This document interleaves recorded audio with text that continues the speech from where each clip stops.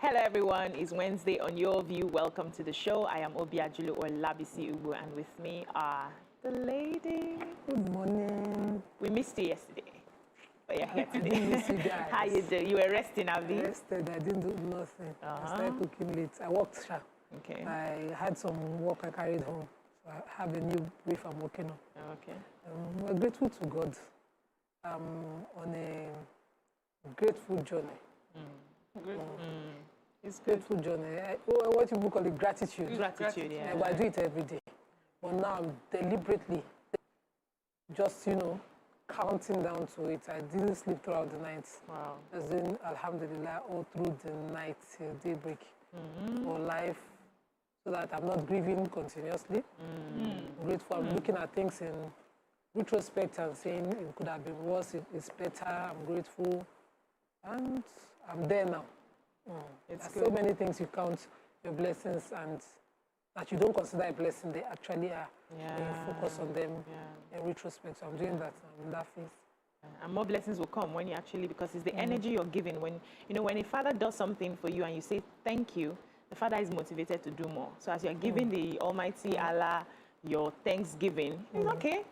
I like that look. For that in Islam is the reverse. Oh. So for us to get more blessings, you're supposed to be in total repentance. So it's more seeking forgiveness. Oh. You do that. I'm taking a class. Okay. Usually, I'm taking a class on grief. Okay. It's not been easy. I thought it would be. When you're advising, but when you take your own advice, it's a lot of work. Yeah. So at that point, at a point in my class, I got to the point where I needed to go back and look at things in retrospect. So that's where I'm at. Well done. How are you doing, Mariam? Fine. What's happening? I know one thing about grief is people sort of expect there's a timeline. Sometimes it can take the whole of your lifetime, One day, many years after it happens, you're standing somewhere and then it hits you again. So, but we've been taught that, understand that it's also a part of life, and Yes. It's a process we time all it gets go easier, through. they say. Yeah, I'm fine, I'm doing okay. Nothing much happening except that I just want to thank God that I have a group of sisters that I can lean on. I'm looking towards the launch of my book in December. And I've begun, talks with everyone here. I was waiting for you to come today so we can, just find out where each and every one of you can help, towards the launch. So I'm really excited about that. And I'm happy because I have you people to lean on to help, support me. So thank you. Because we are acting sisters now, we're not giving you bill. They also say I like money. My kids are about to start their midterm, so they're going to be having open day for Thursday and Friday. And I don't know how to divide myself because they are in 2 different campuses. So I was thinking Oga will do one, I do one, so that I will take one day and rest since I'm going to have a long weekend this week. But he's saying, you're not going to work now. You have to do the 2. I'm like, why are men like this? Don't open your schedule. Once you open your schedule, if they ask you, how is your week like, I'll let you know. Because once my schedule is open, my husband takes it over. He takes it over immediately. I don't open my schedule. So I'm not going to rest again now. Really? But anyway, I won't wake up so early. So I'm looking forward to it. I was happy with their last results. Okay. It was really good. Like it was A's, A star. And I was impressed because I was a bit worried that, that COVID really disrupted a lot of things. You chase my son. I'm still chasing him though, but when the results came, I'm like, okay, you're paying attention. So the guy is working and playing. At the same time. That's a strategy I used though, as a child. You were playing, baby. Climbing trees and plucking tree climbing. I hear you are today, so there's hope. Yeah, there's hope. If you can turn out like this, my son has hope. Let's take a short break. When we come back, we'll take the newspaper reviews. Stay with us.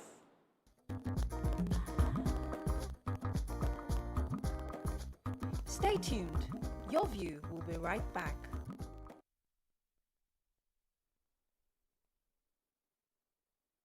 Thanks for staying with us. Let's start with the nation. How we are attracting investors by Buhari. Governors to boost Amotekun, Udua investment. People's welfare priority. 3.35 trillion spent on agric imports in 4 years. Conflicting court orders. NBA raises probe panel. Petrol subsidy stays till June 2022, says Minister. 714 billion paid in 7 months. Convention anxiety in PDP over tomorrow's ruling in Secondus suit. Deduction row with federal government. Governors reject allocation. Payment to Paris Club loan consultant sparks dispute. Akande rallies Osun APC leaders for Oyetola. Family of 3 lynched. Who has what in the nation? Okay, I have the major headline. Go ahead, please.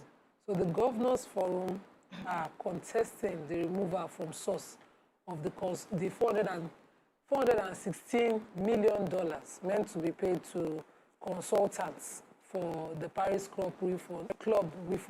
I don't know by tongue. Look at So it.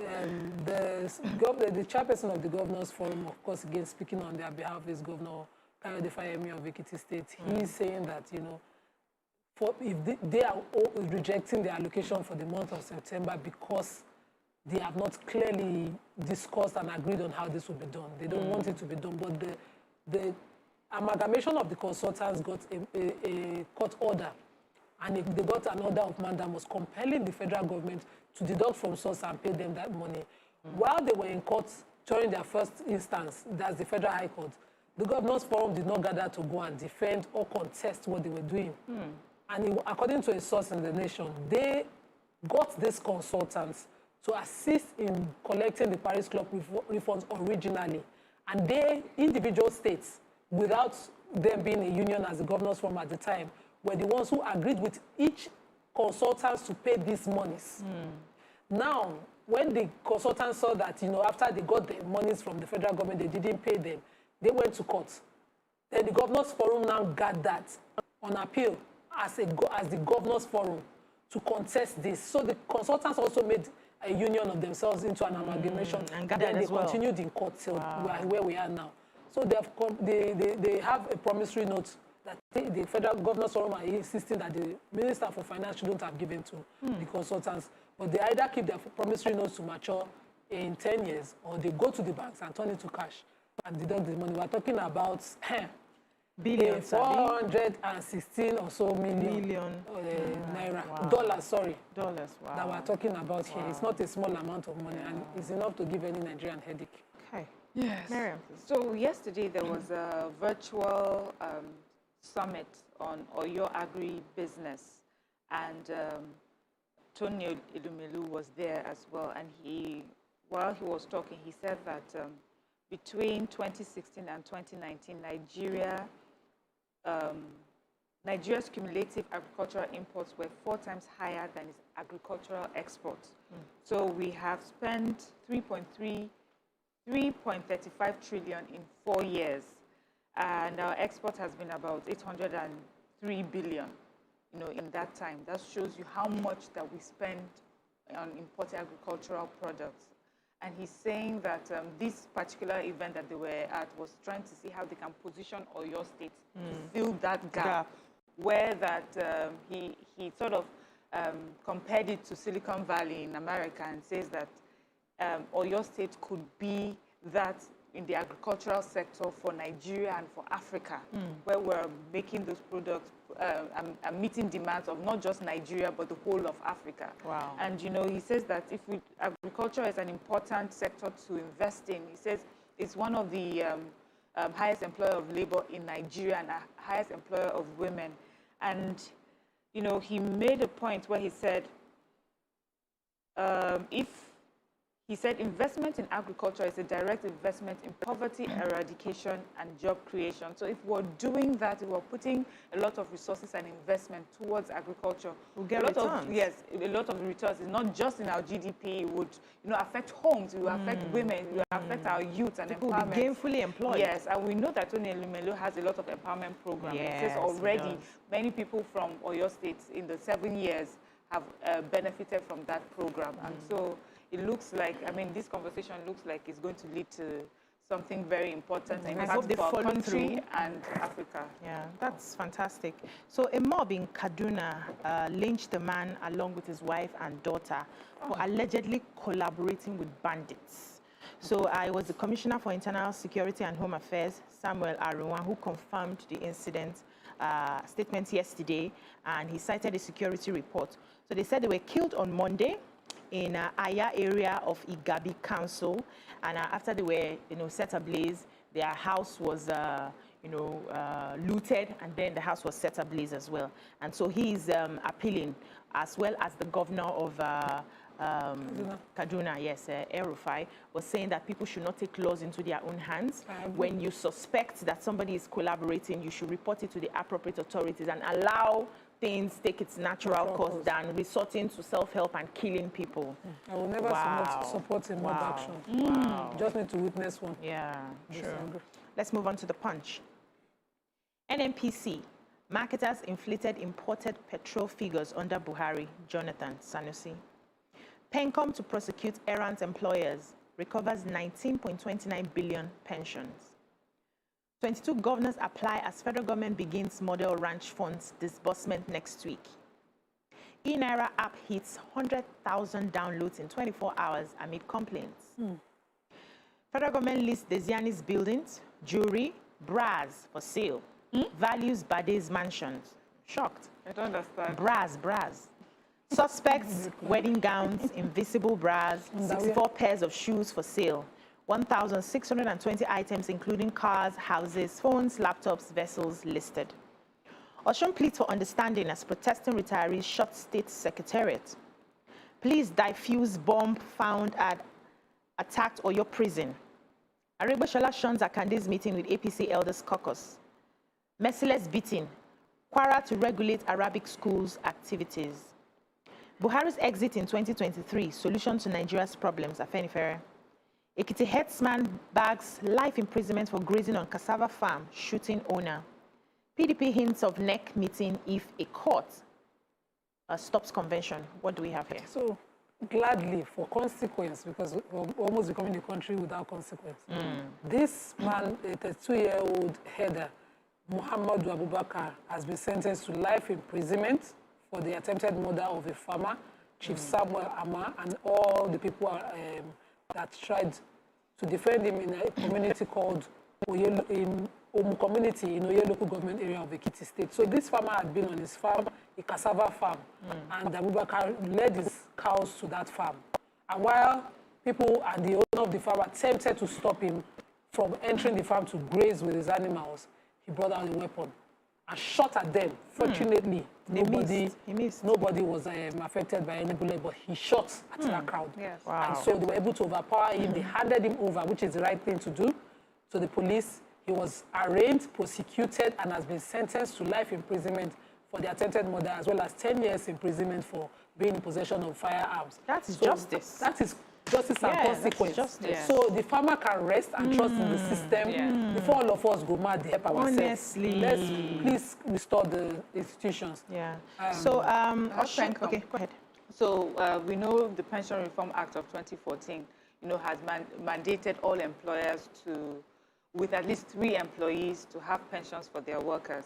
But PENCOM is saying that recently it has recovered over 19 billion naira monthly pensions that were deducted by employers from their employees' monthly contributions, and yet were not remitted to their retirement savings account or to their PFAs. And right now, they say they have about 19 of these defaulting employers that have been recommended for legal action.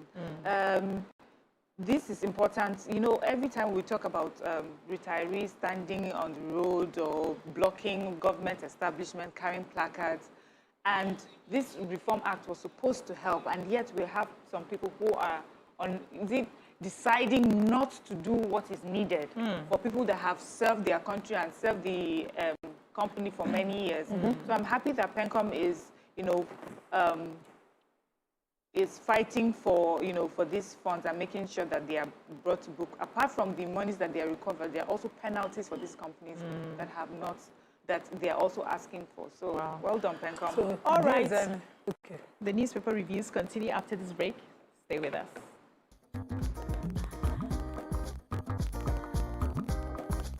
Stay tuned. Your View will be right back.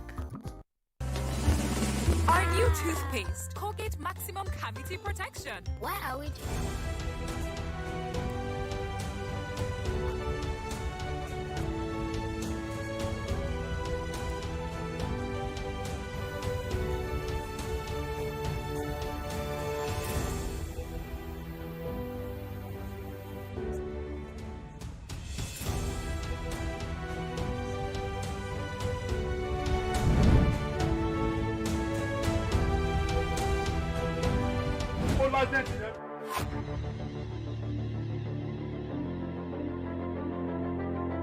At TVC Communications, we're all about our audience. Millions of viewers, listeners, and readers every day all around Nigeria.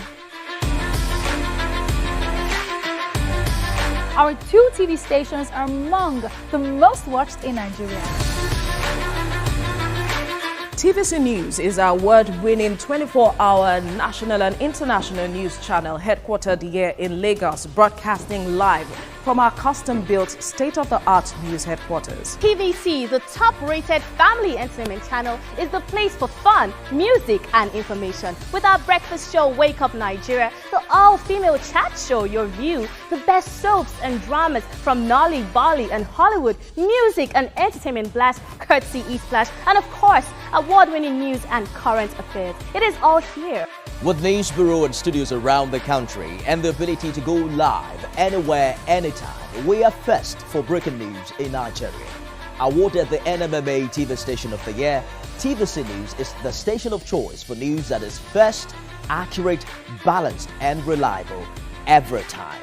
TVC and TVC News watched by over 4.5 million people in Nigeria every day on terrestrial, DTH, DTT, OTT, and available to viewers in the UK on Sky TV. Watch all of our world-class programs on TV, online, and on our app. TVC and TVC News.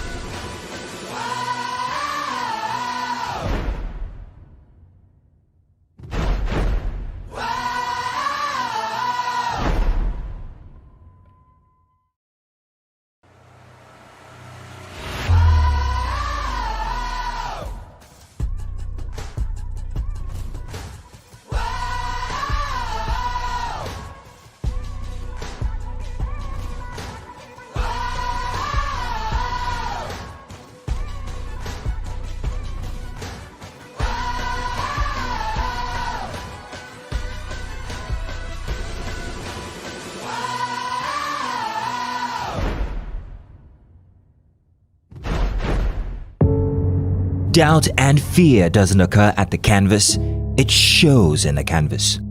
It shows the conation of raw earthen material slabbed, stroked, and molded at a pace provided by the doubt and fear. Every move way in the struggle of one to the other, merging the past to the present, brushstrokes of colors seen but not known. For when the wailing stops, the pieces settle down in abject beauty erected for a century of a century. Speaking, advocating, protesting as the arts are meant to be. How we're doing, guys? Is the makeup in progress? Makeup check. Are the scripts on the prompter? Script check. Are we set in the PCR? All team in place? PCR check. Clock is ticking, time is racing, lights are. Plans all set. 120 minutes of hot entertainment. We are ready for the mission. How we're doing, guys? Is the makeup in progress? Makeup check. Are the scripts on the prompter? Script check. Are we set in the PCR? All team in place? PCR check.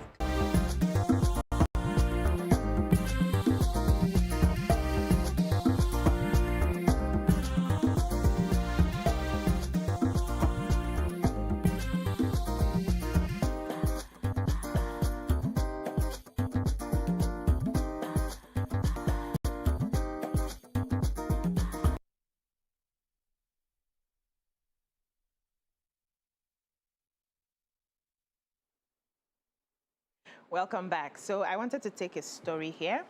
The Osun State Secretariat, Abere in Osogbo, the state capital, was shut for a few hours yesterday because some retirees, they said they left service for a while now and they have not been paid their contributory pension scheme. So they wielded placards with different inscriptions marched through the major gates. But then some men of the Joint Task Force were deployed to man the gate, so they were not able to enter. But they were there singing and lamenting that the state is owing them over 50 billion in unpaid retirement benefits. So according to them, they said they are fighting over their accrued rights, that is entitlement up to April 2010, before the commencement of the contributory pension scheme. And they expected that the state would have put those funds together and given it to CBN so that they are paid. The law stipulates that they should be paid 3 months after their retirement, but for 5 years now, they have not been paid.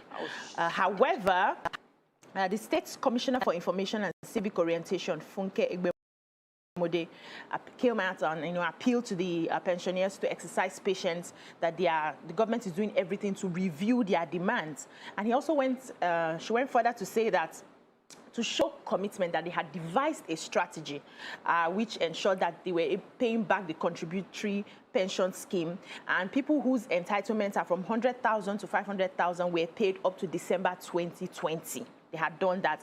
They were also taking on those who were supposed to be paid 500,000 to 1 million, 1 million to 1.5, and 1.5 million to 2 million, and they are not relenting. So in the last 2 months, they have paid over 300 contributory pensioners, and to the tune of 40, so from 2018, they have paid to the tune of 40 billion. So they should be patient. The people who they've not been paid, they will get their payments, It's just... So part of the I hope already forfeited properties of former Minister for Petroleum, not only her, and that of the former Chief of Defense Staff, Defense Air Staff, Alex Bade, those properties are now listed for sale. They include her, Alex Chief, what do you call it, late one? Alex Bade's properties in Maitama. Okay. And one of his other properties in Wuse, and Alison Madweke's property in Banana Island. This one is a big 18 flats, 6 penthouses building located within Banana Islands, and the address is in the papers.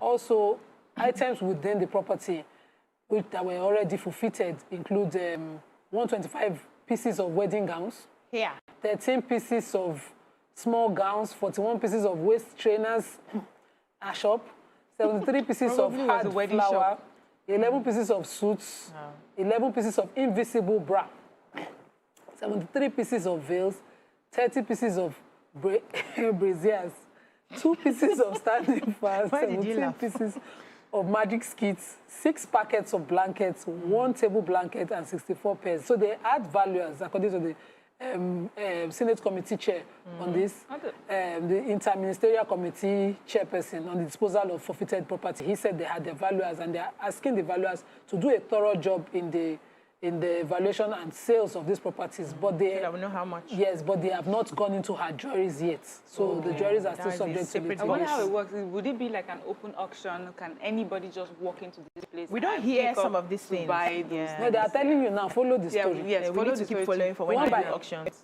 I would like to buy invisible bras. Okay, I don't know what that's of that value. I don't think you can afford it to stay. Honestly, my sister, stay on your stay home. Stay where we are. Let's move on to the Daily Sun. Southwest governors meet over security situation in the region. Others. 2023 PDP wounds zone presidency. Saraki. Hints of defection of APC bigwigs to opposition party. Appeal court rules on secondary kits tomorrow. Will end casualization of workers, says the Labour Minister. Alleged terrorism. UN writes Nigeria, Kenya over Kano. Aviation stakeholders hail Ugwuanyi for commitment to air safety. Nigeria's per capita income static in 40 years, says World Bank. Petrol subsidy to go June 2022, federal government. Red Cross puts cholera deaths in Nigeria at 3,208 in 10 months. Who has, what's the ring? Yes, Nigeria's per capita income static in 40 years, says World Bank. And this is in continuation. I took a story yesterday where World Bank was talking about how much we were putting towards subsidy. And this is money that could have otherwise gone through to health sector and other basic infrastructure. In the same meeting, it was also revealed that our per capita income has been the same for 40 years. So what it was in 1981 is what it is now till today for 40 years. And, you know, they're saying that this is just like describing a stunted growth. So someone has been 40, you know, at a particular stage for a long time. And, you know, they're also reiterating that we need to do something right away. Nigeria has the potential to become, in their words, like a star athlete, but it needs the right interventions quickly and right now so that we can begin to see those things. The finance minister also made a few comments. She said that he was referring to the minister saying that the medium-term development plan, which has all the ingredients, it will take, but it will still take time for it to come to fruition, for us to start to see the impact. Results, yeah. But it's something that we need to do now. Consistent work has to be done. The economic policies that we introduce has to be something that, you know, she calls it a paradigm shift, is what she's saying. And so we need comprehensive and targeted reforms, you know, and reorientation of our national values and radical shift in the attitude towards taxation and public financial management. Is what she's saying that we also need to do to see this change that they are talking about. Do you have a story? So, thankfully, finally. Thankfully. No, you know me, I'm against casualization. I've been talking about it. Thankfully now. It's thankfully now. Go ahead. Thankfully. So, the bills before the National Assembly, looking at amendment now, 3 labor bills, the National Directorate of Employment Act 2004, Labor Act 2004, and the Prohibition of Casualization Bill 2021 are before the National Assembly, and the Minister for Labour is guaranteeing that he will see to the passing of these laws, these labour laws, so, especially that of the prohibition of casualization, because of the level of casualization presently in the labour sector, within labour. I'm impressed. I think this is overdue, especially that of the prohibition of casualization, but I want to hear the NLC put their entire weight behind this if they mean what they are doing. True. Let's move on to the Nigerian Tribune. Special report, why foreign shipping companies drop empty containers in Nigeria. Anambra poll, IGP deploys 100 strategic commanders. Let's go back to the 1963 Constitution for Nigeria's progress. Who has what story here? So the Anambra poll, the IGF police has deployed 100 strategic officers for the elections and is guaranteeing that, you know, they will use this to see to the seamless, uninterrupted and free and fair elections in Anambra State. Let me just leave it there. Oh, that's just it. Okay, so let me take this one. This is from Nigeria Ports Authority. It's a report on the containers. On containers, they say that come in with goods.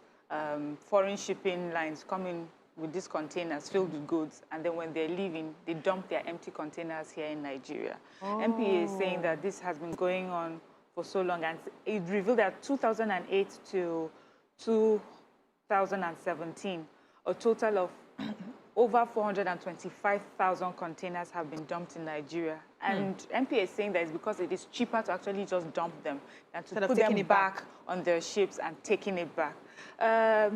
And so they are putting in measures in order to, you know, to curb this behavior.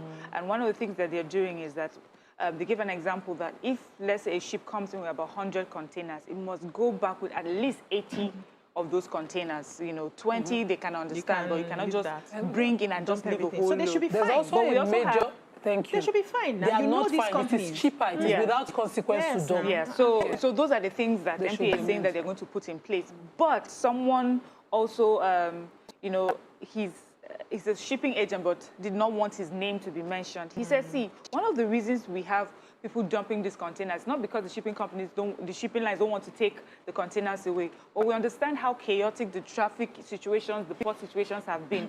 So sometimes when these ships come in, the containers go to drop off the products, and they are waiting for the containers to come back, but they are stuck in traffic for many days, and there's a time limit, there's a fine for how long you stay at the port, and so some of them have to leave. So they it's have to find a way. So these are the things that may be causing it. It's not necessarily that because they find it's cheaper, but on our own part, so considering all the chaos in the port, that's what is causing that as well. Yeah. So Afenifere is saying that's the PAN Yoruba Sociocultural Group.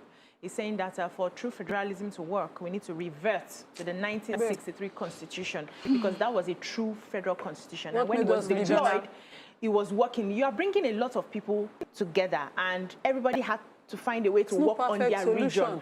So, but when it was jettisoned, allow me to land this story now, sister. When it was jettisoned, we now started seeing the struggle that we're having. So the only way we can make a headway is to revert to true federalism. And they have, done some conferences, the Confab report, which has not been implemented till today. So government needs to look into that. We're done? No, we're done. Time has gone. There's just one story quickly. interesting. So the former Emir of Kano, talking at the Nigerian Economic Summit for 2021, talked about the high population and high level of poverty in the north. And he said that as Emir, he had put together a team, and they arrived at a code that they must regulate population growth. Yeah. They must regulate the arbitrariness of freedom of marrying 4 wives without means, and all of those other things. And that till today, this code exists. Every administration in the north know about it. He sent it to the representatives in the National Assembly. Nothing has been done. Yeah. Thank you so much, ladies. That's all we can take on the newspaper reviews. When we come back, we take our hot topics. Stay with us.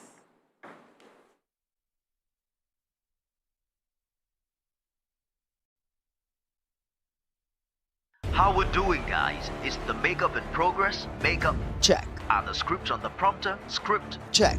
Are we set in the PCR? All team in place? PCR check. Clock is ticking, time is racing, lights are.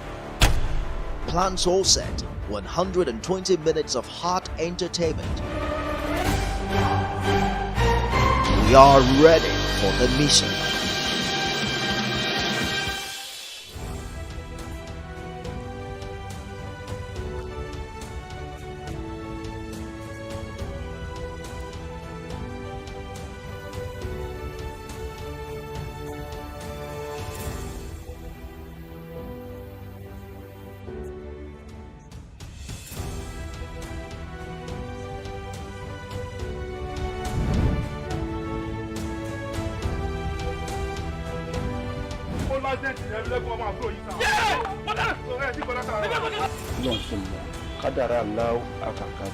Àwọn kan wà tí wọ́n bá kú tọ́jọ́ kú wọn ò tí ì pé wọ́n á papòdà síbòmíì. Is that how you gonna say it? Ọdún wa sọ ni. Bó ṣe wá kọ̀wé ránṣẹ́ yìí pé òun fẹ́ rí mi kájọ fojúkojú yìí kò yé èmi o. Bó ṣe pé ẹ̀rí ẹ̀mí lẹ́kùnmọ́ àyà mi ti sọ kí. Torí kí ni? Àkọ́yẹ́ kọ́ mọ pé jẹ́rẹ̀ ẹ̀mí lẹ́kùnmọ́ yọmọ mú yẹn rí flashback jọ́ ìkéyọ̀ mọ́ tó mọ́ ẹgbọ́n mọ́.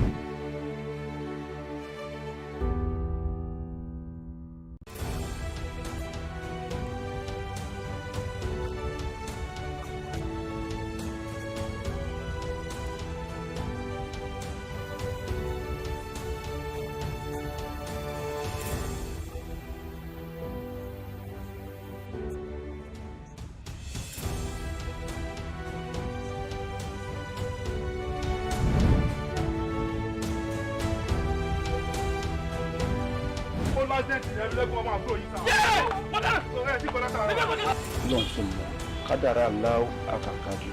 Àwọn kan wà tí wọ́n bá kú tọ́jọ́ kú wọn ò tí ì pé wọ́n á papòdà síbòmíì. Is that how you gonna say it? Ọdún wa sọ ni. Bó ṣe wá kọ̀wé ránṣẹ́ yìí pé òun fẹ́ rí mi kájọ fojúkojú yìí kò yé èmi o. Bó ṣe pé ẹ̀rí ẹ̀mí lẹ́kùnmọ́ àyà mi ti sọ kí. Torí kí ni? Àkọ́yẹ́ kọ́ mọ pé jẹ́rẹ̀ ẹ̀mí lẹ́kùnmọ́ yọmọ mú yẹn rí flashback jọ́ ìkéyọ̀ mọ́ tó mọ́ ẹgbọ́n mọ́.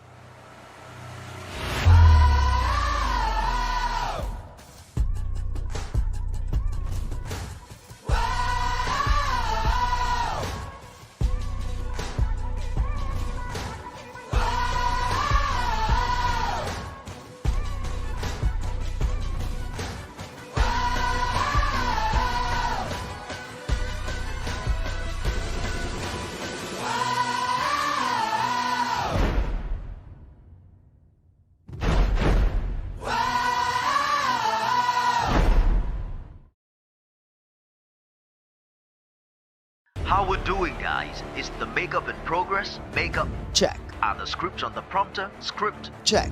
Are we set in the PCR? All team in place? PCR check. Clock is ticking, time is racing, lights are.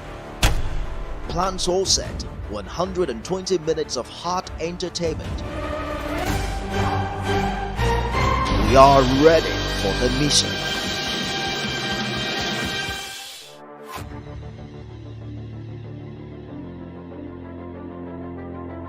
At TVC Communications, we're all about our audience. Millions of viewers, listeners, and readers every day all around Nigeria. Our 2 TV stations are among the most watched in Nigeria. TVC News is our award-winning 24-hour national and international news channel headquartered here in Lagos, broadcasting live from our custom-built state-of-the-art news headquarters. TVC, the top-rated family entertainment channel, is the place for fun, music, and information. With our breakfast show, Wake Up Nigeria, the all-female chat show, Your View, the best soaps and dramas from Nolly, Bolly, and Hollywood, music and entertainment blast, courtesy E-Splash, and of course, award-winning news and current affairs. It is all here. With news bureau and studios around the country and the ability to go live anywhere, anytime, we are first for breaking news in Nigeria. Awarded the NMMA TV Station of the Year, TVC News is the station of choice for news that is first, accurate, balanced, and reliable every time. TVC and TV. Doubt and fear doesn't occur at the canvas, it shows in the canvas. It shows the conation of raw earthen material slabbed, stroked, and molded at a pace provided by the doubt and fear.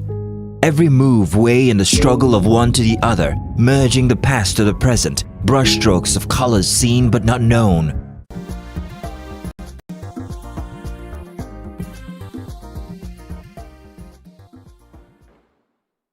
Thanks for staying with us. The Senate Committee on Local and Foreign Loans on Tuesday kicked against the proposal by the Federal Ministry of Health to borrow $200 million under the malaria program to buy mosquito nets in the 2022 budget. What are your thoughts on this? You can join the conversation and call us on 081-27053-687 or 091-390-76948. So according to the explanation, they said they wanted to use this particular borrowing to buy mosquito nets to sort out 13 vulnerable or orphan states. Let me explain what's orphan. Sister, I was asking you the question. No, you have to explain. Orphan states that don't have mother and father. I don't know what that means. And this is going to be sorting out 208 local government areas, 3,536 primary health care under this local government. And people have been asking questions, but we had already budgeted 450 million in this same 2022 budget for malaria treatment. How come we need an additional $200 million to handle this same mosquito nets? Ladies, help me, please. I'm quickly finding what orphan states mean. All right, let me talk about Go ahead, Senate. So the Senate is doing the job of questioning this, and I like that. And, you know, when they're doing something, you know, a lot of times we start with conversation, where were they? Why didn't they ask since? So now they're asking. And the explanation is that the World Bank will give them this money, but the World Bank has also specified where they must get the mosquito nets from. Because, because, you know, Senate is like, why would we be importing mosquito nets when we know many places locally that we can get mosquito nets? But it says that that is one of the conditions for getting that money, where you can get the mosquito nets from. So it is also like yesterday where we were talking about when you get money from somewhere, they will also tell you how, what to use it for, and when, and, you know, to spend it. So it still goes back to the fact that we need to get out of this cap in hand, borrowing, and to think that we're still borrowing for mosquito nets today. I mean, we know, definitely, even I know a few local places that you can get mosquito nets Good from. ones. I did not even believe that we're still importing mosquito nets. In fact, the way that we have mosquitoes in Nigeria, we're meant to be the largest exporters of mosquito nets. People should be coming to buy mosquito nets from us as of right now. So definitely, this is a good query that they are doing, and I hope that we can maybe find a way to put that aside. And this is what we're talking about when we talk about putting money towards subsidy. And, you know, the World Bank is saying the money that you're putting towards subsidy, you would have put it to healthcare. You would have had a lot of money to set up local production of mosquito nets. Well, thankfully, also, recently we talked about the vaccine that is being created, that's being made, where the anti-malaria vaccine. I think government should quickly start seeing how we can align with that. Exactly. So that we're not 5 years down the line looking for money, borrowing for how to get malaria vaccines. Nima Biko, what's your thoughts? Okay, let me start with the World Bank, because, you know, they know how to say A and say B. They call leaders bad. They don't question some of their policies, but they then compel certain policies. So there are several loans that the World Bank would give you. They are JED, because, you know, the World Bank has a structure towards different. So there's that for UNICEF, there's that for HIV and AIDS, there's that for all of that. So when these monies are given, third world loans, like, you know, that for mosquito nets, must be used to buy mosquito nets. Yes. But then, you know, they give these monies, and Nigeria government plan every year under the budget for international aid. They have a vacancy for that. That they will say, okay, because aid did not come for this and we don't have these monies, we can't do this. They've had that defense in the past. So the World Bank should now, in anything they want to give us, know where we are. Nobody is going to give anybody mosquito net, and nobody is going to use any mosquito net for anybody in Nigeria today. So please, that budget for third world countries and all of those kind of things, they should please just, they should be excusing our people from it. Yes. Except it's free. Except you want to give us mosquito nets for free. $200 million that's what I'm saying. Free. You can give us mosquito nets. It's a loan for free. That after you have used it to meet, it's to fight malaria. After you have used it to meet that need, you then pay it back. Yes. When you get your country out of it. But we know our people, our body don't ever accustomed to these things. Malaria. We are immune to it. So no, we're not. I'm just saying, our people have survived generations without this. The corruption that goes with this is not why we have survived malaria.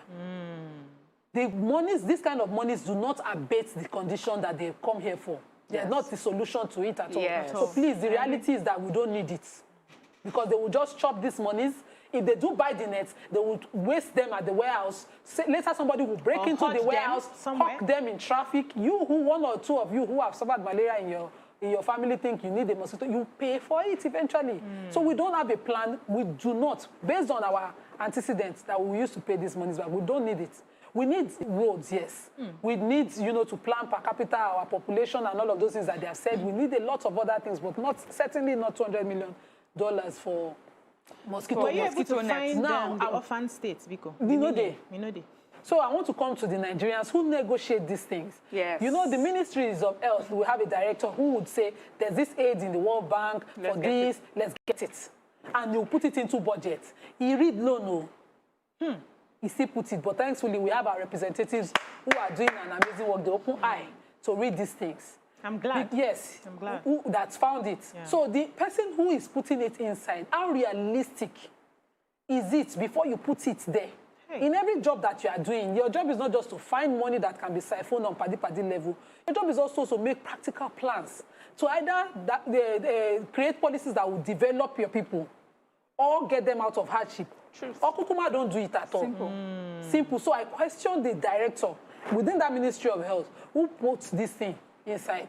And if assuming our National Assembly slept on it, you know, there are days that they sleep on and they do A and E.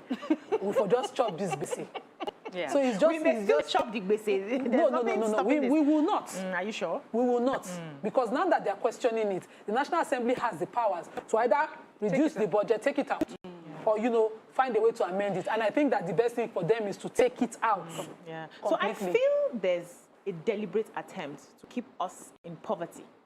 with all of these policies of come and collect, and we are going cap in hand borrowing without asking questions. How do you think our leaders will begin to wake up to say, this one does not serve us? We're not taking this. We don't want this. Don't worry, we'll find a way. So one thing with political appointments is that many people see it as a place to come and chop money. So they look for an avenue to, okay, I've been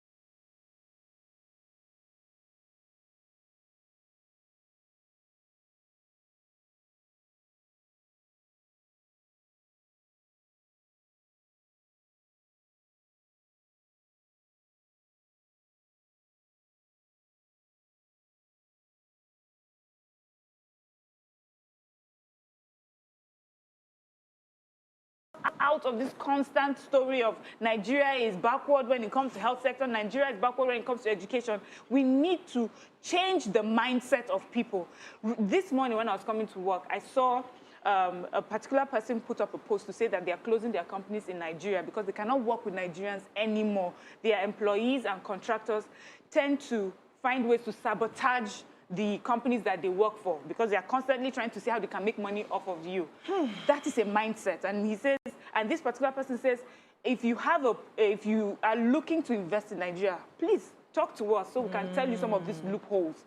That is not a good, that's not a good report of this country. Yes. And the truth is that we all know that people, when we work in Nigeria, we think this is a place that we must make money at the detriment of everyone. Wow. Let's go on a break. When we come back, we'll take phone calls and messages. Stay with us. Stay tuned. Your view will be right back. Our new toothpaste. How we're doing, guys? Is the makeup in progress? Makeup check. Are the scripts on the prompter? Script check. Are we set in the PCR? All team in place? PCR check. Clock is ticking, time is racing, lights are. Plans all set. 120 minutes of hot entertainment. We are ready for the mission.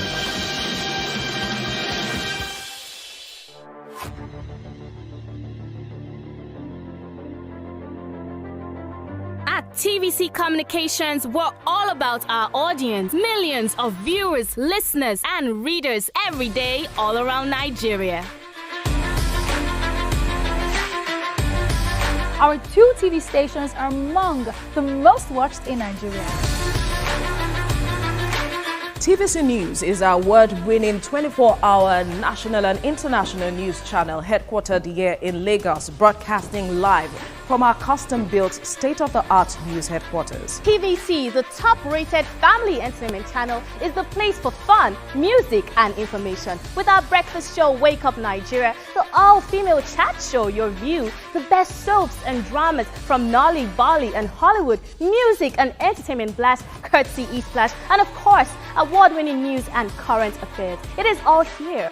With news bureau and studios around the country and the ability to go live anywhere, anytime, we are first for breaking news in Nigeria. Awarded the NMMA TV Station of the Year, TVC News is the station of choice for news that is first, accurate, balanced and reliable every time. TVC and TVC News watched by over 4.5 million people in Nigeria every day on terrestrial.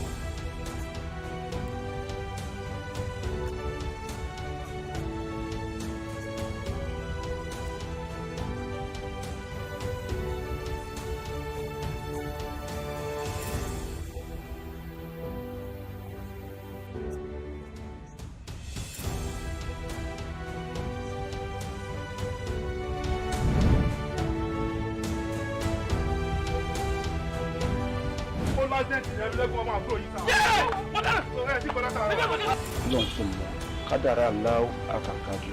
Àwọn kan wà tí wọ́n bá kú tọ́jọ́ kú wọn ò tí ì pé wọ́n á papòdà síbòmíì. Is that how you gonna say it? Ọkọ tí wàá sọ nìyẹn. Bó ṣe wá kọ̀wé ránṣẹ́ yìí pé òun fẹ́ rí mi kájọ fojúkojú yìí kò yé èmi o. Bó ṣe pé ẹ̀rí ẹ̀mí lẹ́kùnmọ́ àyà mi ti sọ kí. Torí kí ni? Àkọ́yẹ́ kọ́ mọ̀ pé jẹ́rẹ̀ ẹ̀mí lẹ́kùnmọ́ yọmọ mú yẹn rí flashback jọ́ ẹ̀ kí ọmọ tó mọ̀ gbọ́mọ́.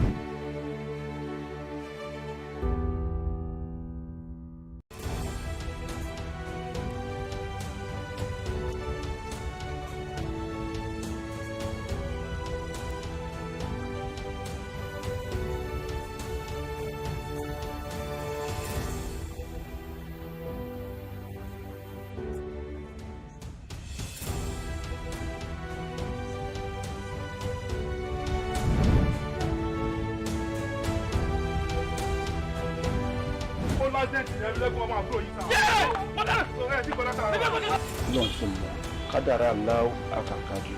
Àwọn kan wà tí wọ́n bá kú tọ́jọ́ kú wọn ò tí ì pé wọ́n á papòdà síbòmíì. Is that how you gonna say it? Ọkọ tí wàá sọ nìyẹn. Bó ṣe wá kọ̀wé ránṣẹ́ yìí pé òun fẹ́ rí mi kájọ fojúkojú yìí kò yé èmi o. Bó ṣe pé ẹ̀rí ẹ̀mí lẹ́kùnmọ́ àyà mi ti sọ kí. Torí kí ni? Àkọ́yẹ́ kọ́ mọ̀ pé jẹ́rẹ̀ ẹ̀mí lẹ́kùnmọ́ yọmọ mú yẹn rí flashback jọ́ ẹ̀ kí ọmọ tó mọ̀ gbọ́mọ́.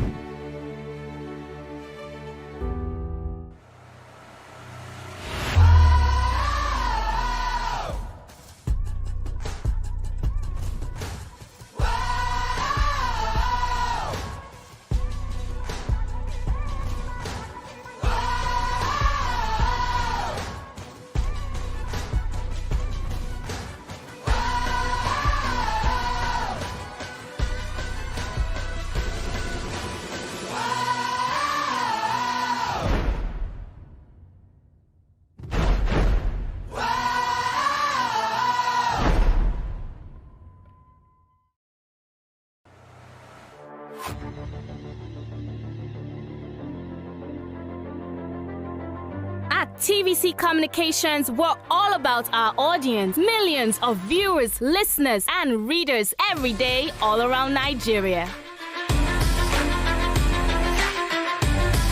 Our 2 TV stations are among the most watched in Nigeria.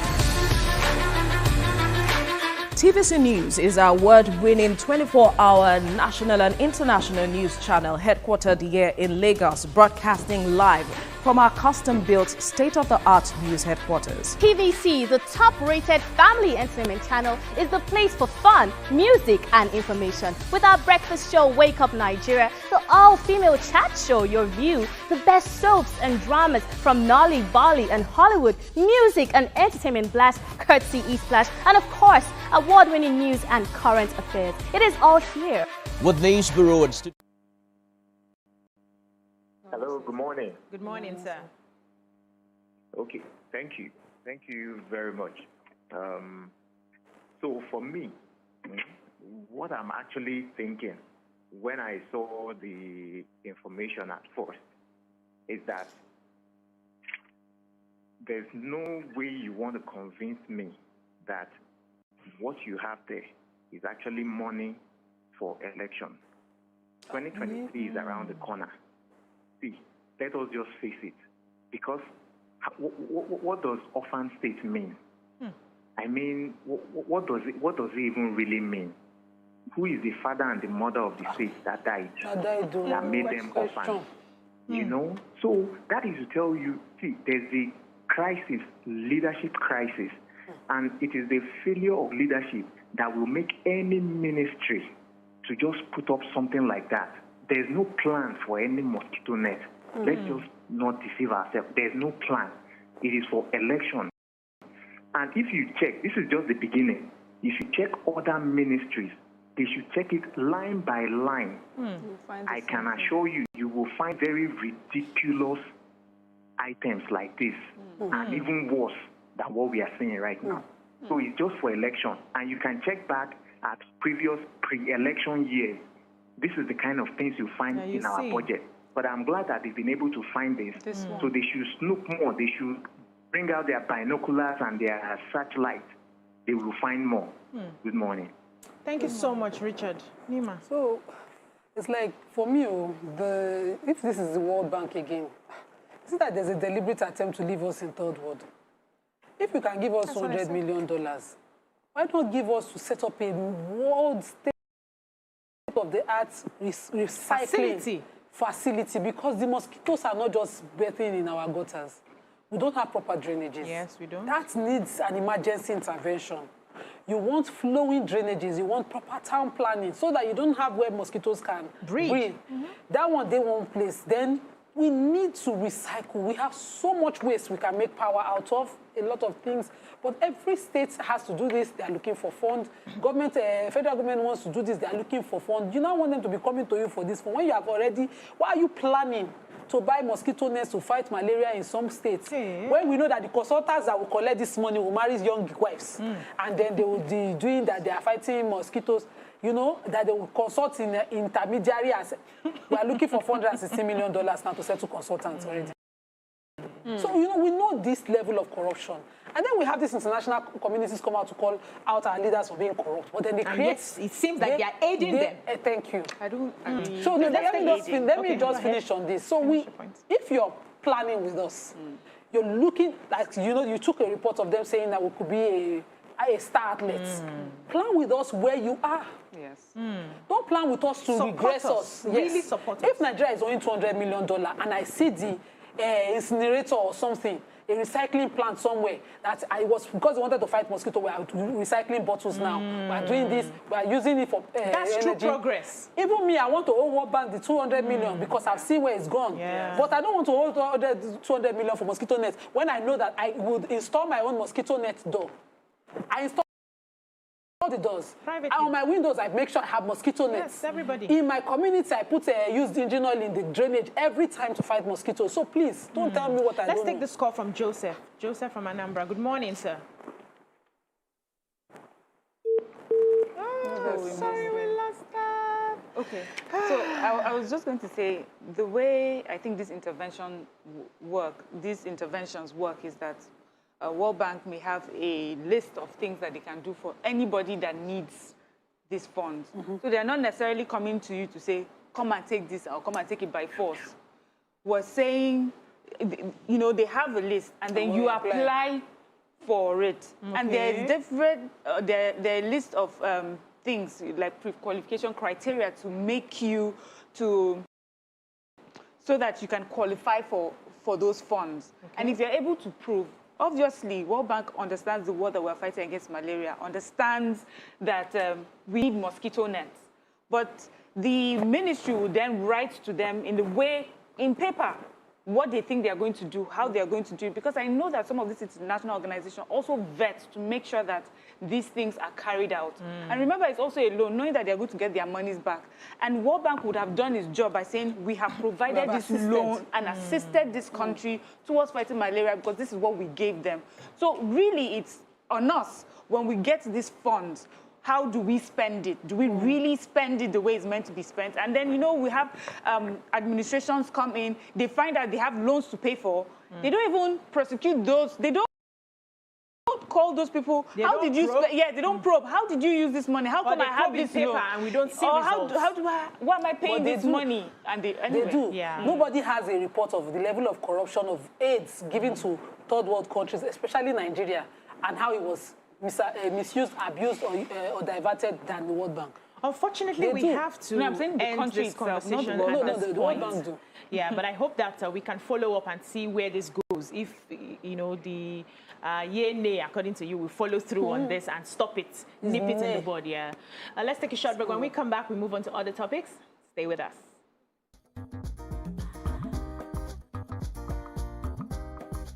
Stay tuned.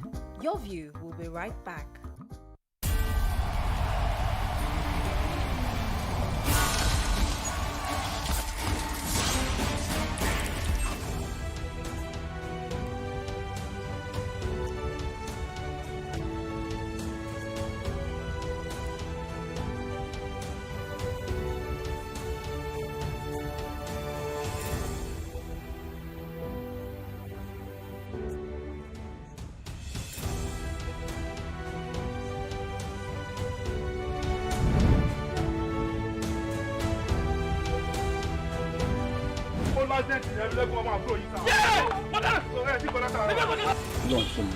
kádàrá aláwọ àkàkàjù.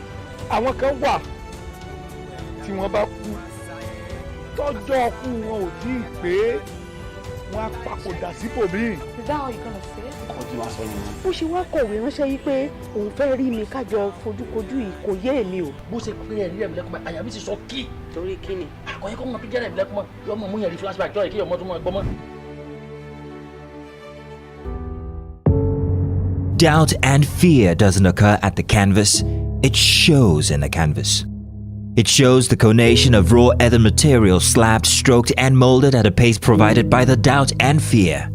Every move way in the struggle of one to the other, merging the past to the present, brushstrokes of colors seen but not known. For when the wailing stops, the pieces settle down in abject beauty erected for a century of a century. Speaking, advocating, protesting as the arts are meant to be. How we're doing, guys? Is the makeup in progress? Makeup check. Are the scripts on the prompter? Script check. Are we set in the PCR? All team in place? PCR check. Clock is ticking, time is racing, lights are. Plans all set. 120 minutes of hot entertainment. We are ready for the mission. How we're doing, guys? Is the makeup in progress? Makeup check. Are the scripts on the prompter? Script check. Are we set in the PCR? All team in place? PCR check. Clock is ticking, time is racing, lights are. Plans all set.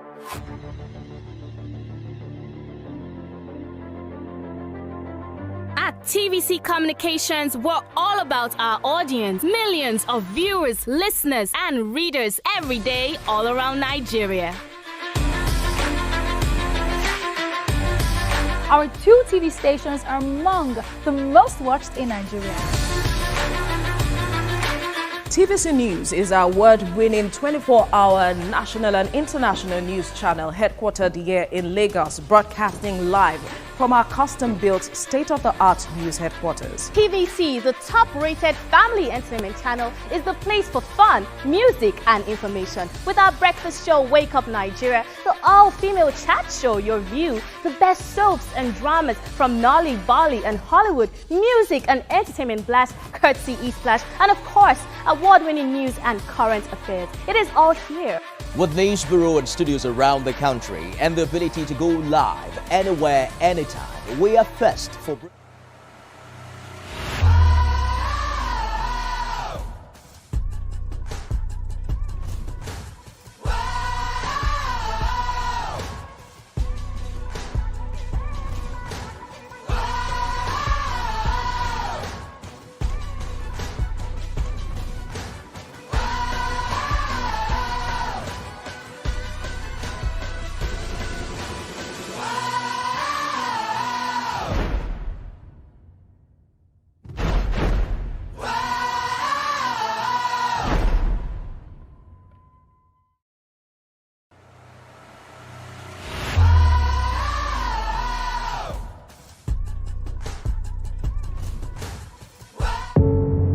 Doubt and fear doesn't occur at the canvas, it shows in the canvas.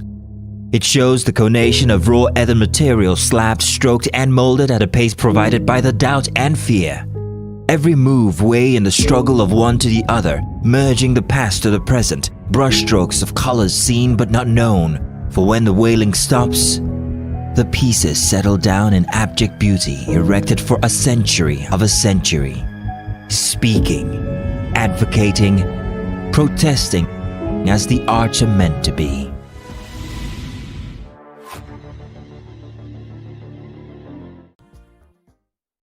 Thanks for staying with us. So on the Women We Love segment today, we have an entrepreneur, economist, and power sector specialist. She has a history of running companies in Nigeria, mainly Oriki, an agro-beauty farm to skin brand that utilizes the best and effective natural ingredients and skin secrets from the richest resource continent in the world, Africa.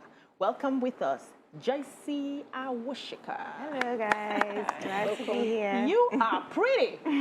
Thank so when you. I saw your CV, I was expecting someone in like 60s. fourth floor, ending of fourth floor Wow. to fifth floor and sixth floor. You're quite young and you have run a lot of companies. Thank you. So help us with the highs and lows for you. Why did you decide to get into entrepreneurship, and what are some of the challenges you faced so far? Thank you so much, ladies. It's a pleasure to be here today.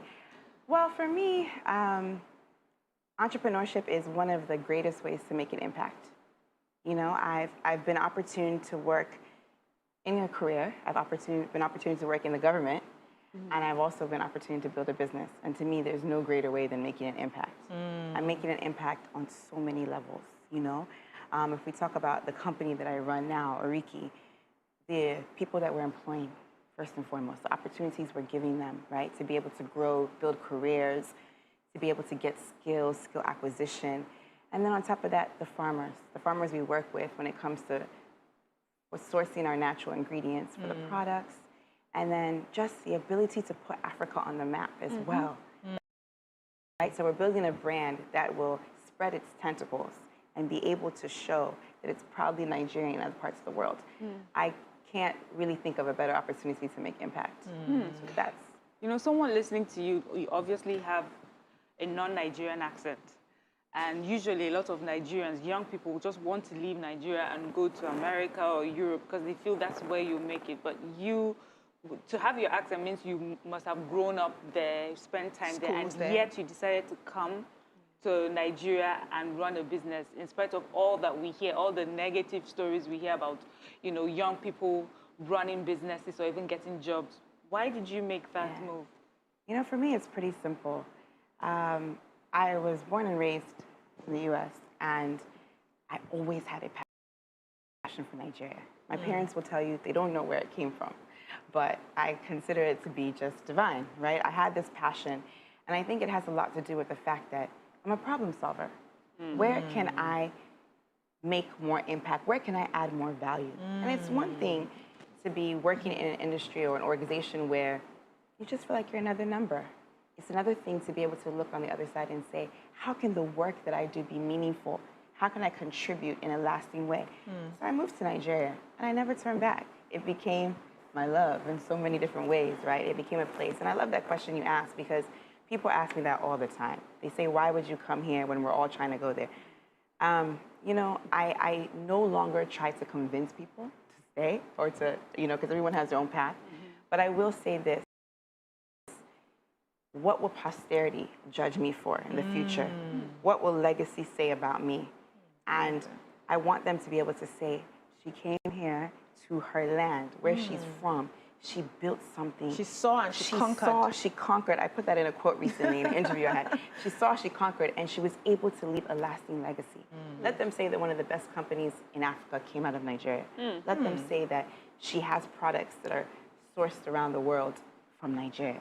That to me is more than living in the US and working in a company that'll just be another number. So I'm listening to you and I'm thinking you want to build, you have a dream to build Oriki or maybe any other business that you have to, you know, to outlive you. Yes. But that's not the average Nigerian. We are also survive you. So we need to shop you. So we need to shop. It's belle first, belle worry, I call that idea. But what exactly would you say gives you a security that, you know, that makes you think, let me not worry about all of this now, and let me worry about What will outlive me? You know, it's for me, it's my faith. Let me not lie. We're all fighting every day. We know that here. In 2020, I kept talking about how do we thrive and not just survive in this country. I don't think our topics today is supposed to talk about the government, so I won't get into how we all know we're fighting and we've all created our own security and government for ourselves. But for me, it's my faith, right? I believe in something greater. I know that what my faith tells me is that God clothes the sparrows. He feeds the birds. Yes. So if he does that, how much more me, a human that he took so much time to create, you know, and even as a woman, he took even extra time to create me. Do you understand? Women we love, right? It's an extra work. So I'm not gonna worry so much about that. And let me not downplay it. Yes, I have 2 children. I have my daily fears and things that I think about, and I sometimes wonder if I should just be kind of pitching my tent. But no, I'm focused. I'm very, very focused, and I know that it's those who take the greater risk that will get the greater reward. Sister, you know when it comes to entrepreneurship, we hear you people, you sound so motivational, and all of us, we now put our head.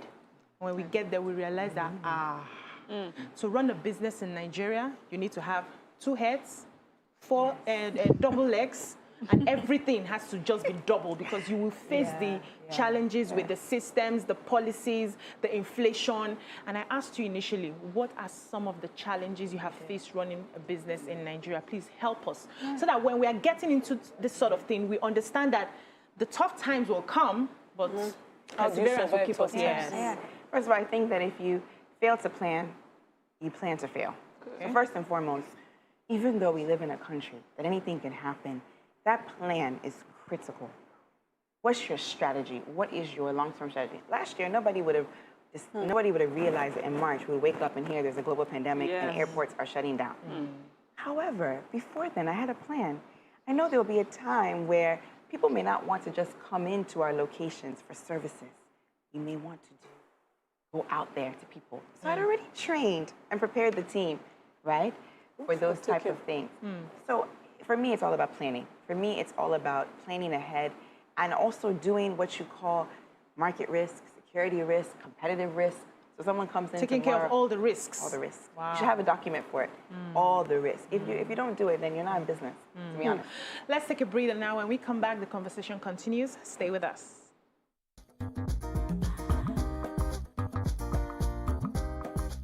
Stay tuned. Your View will be right back. He's falling sick so frequently.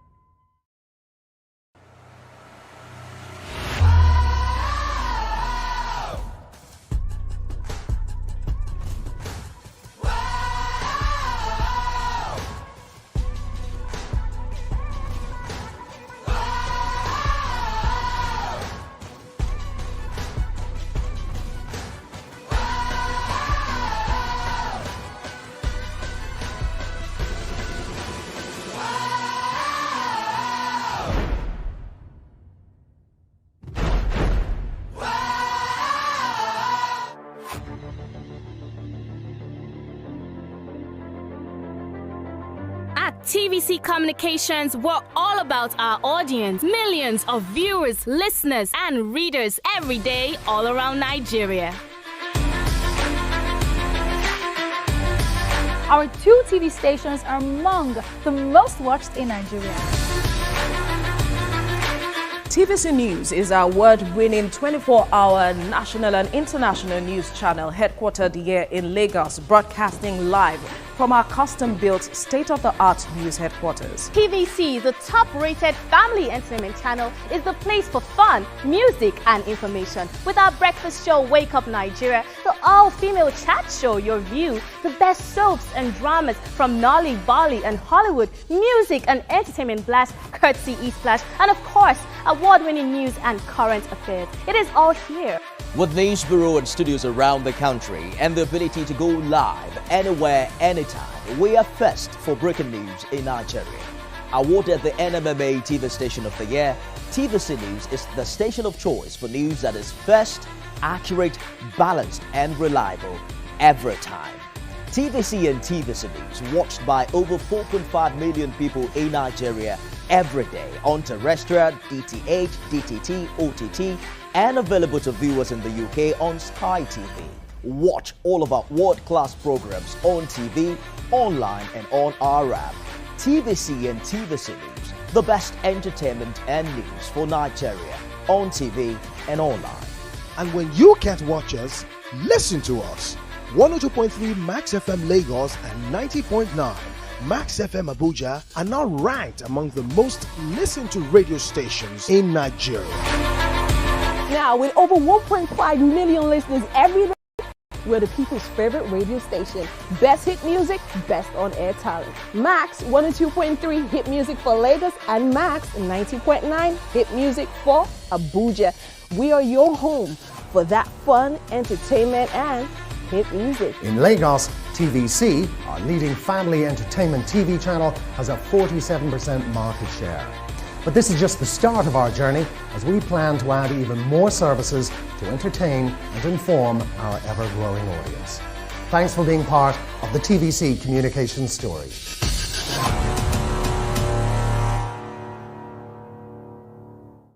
There's something you say about helping small and medium enterprises to scale up. What does that involve in Nigeria? Because a lot of Nigerian businesses are really at a subsistent level. You know, we're just struggling day to day to see how it, just feeds us for the day. But how do we scale up? What are also the opportunities in Nigeria that maybe Nigerians are not aware of, that they can take advantage of? Fantastic question, man. I love the Nigerian spirit. We're so relentless. Nigerians are so determined, and everybody wants to have a business. Even those of us working in careers, we usually have a side hustle or a business we're doing. But what I consistently see is the passion, but not the structure. So in order for you to run a successful business, you need to create a structure that would basically allow the business to be sustainable, and that is where my passion comes in. Besides Ariki, I run a consultancy that helps SMEs and small business owners to put structures in place. Now, what does that mean? Everybody talks structure, but it's systems, it's processes. It involves the right people and the right structures. How are you able to be free, for example, as an entrepreneur from the office and not be so focused on operations? Let's say you have a big opportunity, you want to grow, you want to scale, but you're so tied in the day-to-day because your team they don't know what they're doing. You do everything yourself. How do you fix that they don't know what they're doing? There's ways. It's SOPs, it's structural documents, it's creating key performance indicators. And I've seen how it's revolutionized my business. I'm not even involved in operations. With all the locations we have, I'm not even there, and that's because of what we put in place. So I find that to be, and you ask, how can people tap into it? One of the ways, and I really hope to see this take more prevalence in Nigeria, is through franchising.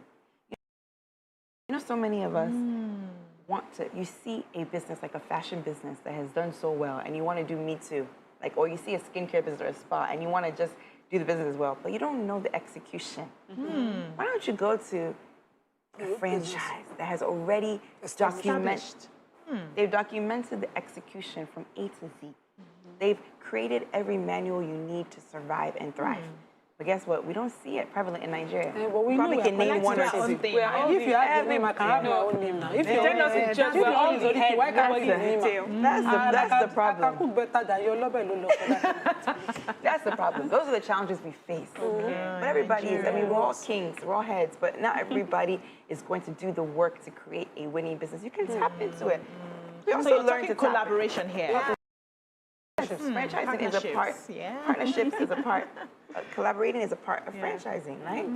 Right. It's not like you're stealing somebody's idea. No. Yeah, because some people will give you that franchise free. Yeah, that's some people make it seem like you want to come and steal all the work. They don't understand. They don't understand. It has to make sense, right, for both parties.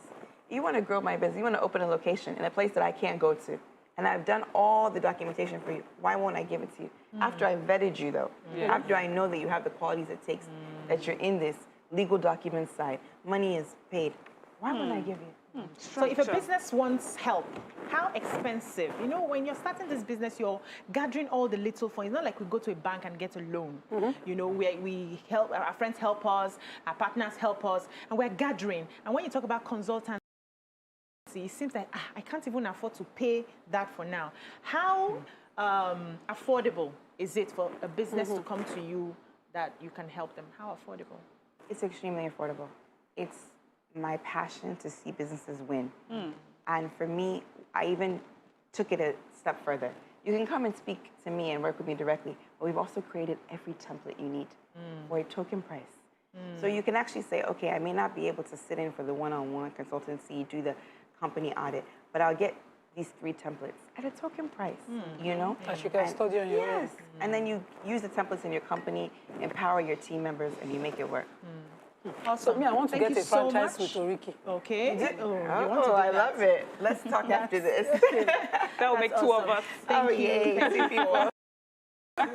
Being on the show with us. We totally enjoyed the conversation. I wish we could keep you for a longer time. But you say you have 2 kids. We need to talk about your skin, your skin, your let's just steal sister. her. Yes, sister. Let's steal her. Yes. Okay. All right. That's all we can take on this segment. We've been talking to Joy C. Awoshika. And if you know, I hope you've learned something anyway. Yes. When we come back, we move on to other topics. Stay with us.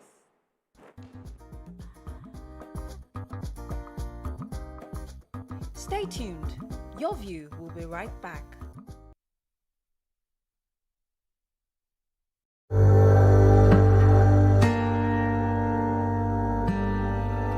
How we're doing, guys? Is the makeup in progress? Makeup check. Are the scripts on the prompter? Script check. Are we set in the PCR? All team in place? PCR check. Clock is ticking, time is racing, lights are. Plans all set. 120 minutes of hot entertainment. We are ready for the mission. How we're doing, guys? Is the makeup in progress? Makeup check. Are the scripts on the prompter? Script check. Are we set in the PCR? All team in place? PCR check. Clock is ticking, time is racing, lights are. Plans all set. 120 minutes of hot entertainment. We are ready for the mission. How we're doing, guys? Is the makeup in progress? Makeup check. Are the scripts on the prompter? Script check. Are we set in the PCR?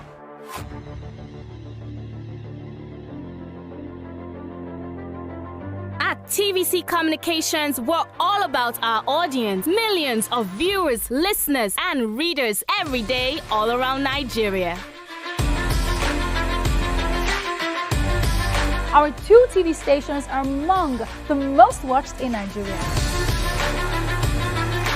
TVC News is our award-winning 24-hour national and international news channel headquartered here in Lagos, broadcasting live from our custom-built state-of-the-art news headquarters. TVC, the top-rated family entertainment channel, is the place for fun, music, and information. With our breakfast show, Wake Up Nigeria, the all-female chat show, Your View, the best soaps and dramas from Nolly, Bolly, and Hollywood, music and entertainment blast, courtesy eSplash, and of course, award-winning news and current affairs. It is all here. With news bureau and studios around the country and the ability to go live anywhere, anytime, we are first for breaking news in Nigeria. Awarded the NMMA TV Station of the Year, TVC News is the station of choice for news that is first, accurate, balanced, and reliable every time. TVC and TVC News watched by over 4.5 million people in Nigeria every day on terrestrial, DTH, DTT, OTT, and available to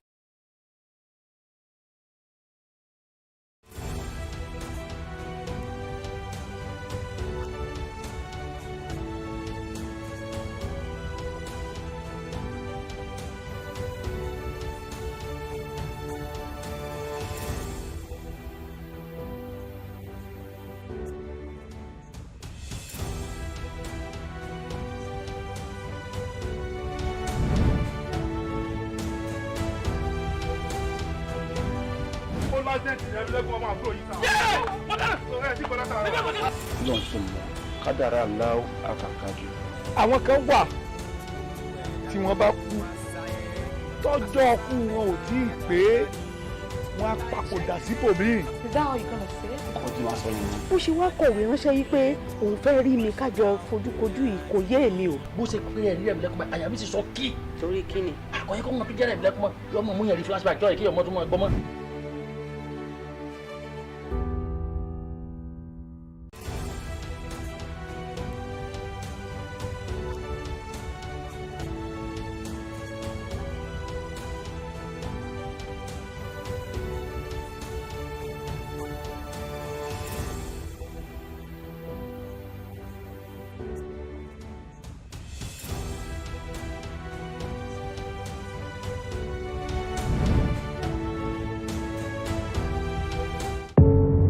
Doubt and fear doesn't occur at the canvas, it shows in the canvas. It shows the conation of raw ether material slabbed, stroked and molded at a pace provided by the doubt and fear. Every move weighed.